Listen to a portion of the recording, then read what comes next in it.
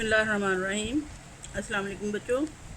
आज जो बात हम डिस्कस करने जा रहे हैं वो है various sources of knowledge as the basis of research. इल्म उन हक़ाइक़ को मद्दे नज़र रखते हुए और उन नज़रियात पर मुश्तमिल होता है जो हमें किसी मसले को हल करने में मदद देते हैं।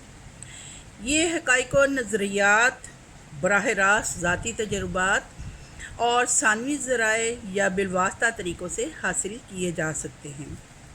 मसलन अगर किसी हादसे की ख़बर का कोई आंखों देखा हाल खुद बयान कर रहा है तो हम उसे कहेंगे कि ये प्राइमरी सोर्स है। और अगर इसी हादसे का बयान देखने वाले का शौहर, बीवी, कोई दूसरा दोस्त या कोई दीगर मुतल्लका फ़र्द दे रहा है तो उसको हम सेकेंडरी सोर्स कहते हैं।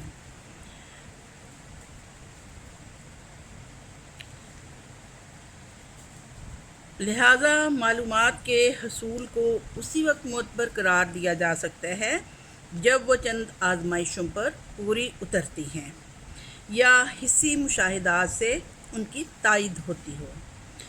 हसूल इल्म के बुनियादी और अहम ज़राए ये हैं। सबसे पहले असनाद या अथॉरिटी। हमारी ज़्यादातर मालूमात किसी न किसी सनद की मरहून मनत होती हैं। ये सनद किसी शख्स, माहिरीन, इदारे, किताब या किसी रवायत की हो सकती हैं।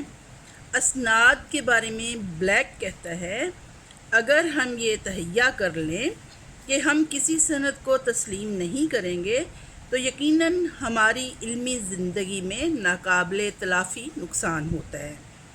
लेकिन अगर बग़ैर पड़ताल और जांच किए कि हम किसी सनद को कबूल कर लें तो उसका नतीजा ये होगा कि हम अपनी गलतियों को तोते की तरह रटते रहें।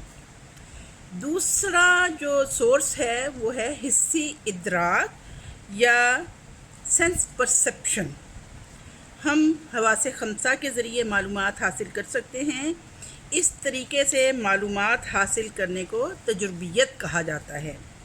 इस फ़लसफ़े की रूह से हमारे हवासे खमसा जो हैं वो इल्म हासिल करने के अहम तीन ज़राए होते हैं और इन मालूमात को हासिल करने का बुनियादी ज़रिया जो है वो हिस्सियत या तजुर्बा है। लेकिन इसमें कुछ ख़तरात भी होते हैं। मिसाल के तौर पे सबसे पहला ख़तरा ये है कि हमारे दो या दो से ज़्यादा हवास एक ही नतीजे पर नहीं पहुंचते। मसलन लकड़ी छूने से तो हमें बिल्कुल दुरुस्त और सीधी मालूम हो रही होती है, लेकिन जब हम इसको पानी में डालते हैं तो ये हमें मुड़ी हुई नज़र आती है। हवास अक्सर गलती भी करते हैं। मसलन हमारा जहन हमारे हिस्सी इदराक को तरोड़ मरोड़ कर पेश करता है। हम इसकी मिसाल यूँ दे सकते हैं कि जब हम फ़िल्म देखते हैं तो उसमें तस्वीरें ही होती हैं जिनको मुतहर्रक करके दिखाया जाता है। तीसरी बात इसमें ये आ जाती है कि हर फ़र्द अपने ज़ाविया निगाह से देखता है। इस मामले में हमारे ज़ाती तअस्सुबात, तहरीकात और तबई हालात हमारे इदराक पर असर अंदाज होते हैं। हम जैसी सोच रखते हैं हम वैसा ही चीज़ों को देखते हैं। और चौथी बात इसमें ये आ जाती है कि हमारी याददाश्त काबिले एतबार नहीं।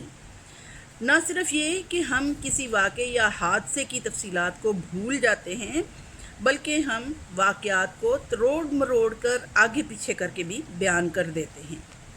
पांचवी बात इसमें आ जाती है कि बाज़ चीज़ें अपनी माहियत के एतबार से एक हद तक इदराक में आते हैं, यानी हमारी हदूद मुतय्यन है और इन हदूद में आना ज़रूरी नहीं कि जो चीज़ हमारे इदराक में आई है वो दुरुस्त हो।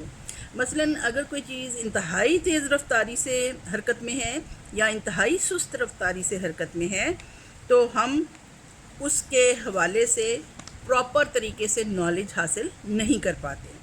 आप देख सकते हैं कि किसी सितारे का ठंडा होना या کسی ایٹم کے ذرات کا ارتعاش جو ہے وہ ہمارے حسی ادراک سے ماورا ہوتے ہیں۔ تیسری بات اس میں یہ آ جاتی ہے عقل یا منطقی استدلال، یعنی ریزننگ۔ عقلی طریقہ معلومات حاصل کرنے کا وہ طریقہ ہے جس میں ہم اپنی عقل استعمال کر کے نتائج حاصل کرتے ہیں۔ بٹلر کہتا ہے عقلیت حسی ادراک کو حصول علم کے عملیہ میں بیکار نہیں سمجھتی، لیکن یہ ضرور ہے کہ وہ اس کو عقل کے مقابلے میں ثانوی درجہ دیتی ہے۔ اگرچہ یہ درست ہے کہ حسی تجربہ حصول علم کے لیے خام مواد فراہم کرتا ہے، لیکن حقیقت پسند اس حقیقت کو کوئی اہمیت نہیں دیتے اور کہتے ہیں کہ عقل ہی ہمارے تجربات کے نتائج کو ترتیب دے کر ان کو بامعنی بناتی ہے۔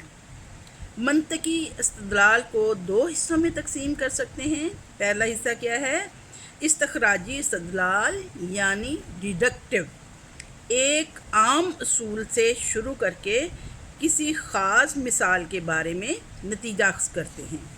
دوسرا طریقہ ہے استقرائی استدلال یعنی انڈکٹیو استدلال، اس میں بہت سی حقیقی مثالوں کو سامنے رکھتے ہیں اور ان تک ہم کسی غور مطالعہ کرنے کے بعد کوئی اصول مرتب کرتے ہیں۔ چوتھی بات اس میں آ جاتی ہے ذاتی تجربات یا پرسنل ایکسپیرینسز۔ ذاتی تجربات سے استفادہ علم حاصل کرنے کا ایک معقول عام اور مفید طریقہ ہے، تاہم ذاتی